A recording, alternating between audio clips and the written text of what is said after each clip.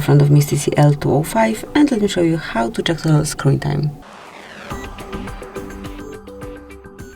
So first of all, you need to open the settings, then find and select digital well-being and parental controls, and now click on show your data.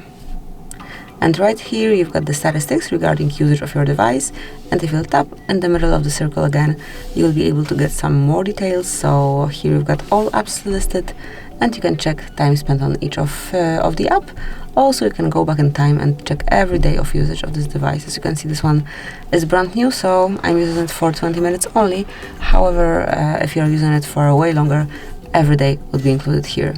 So that would be all. This is it. Thank you for watching. Please subscribe our channel and leave the thumbs up.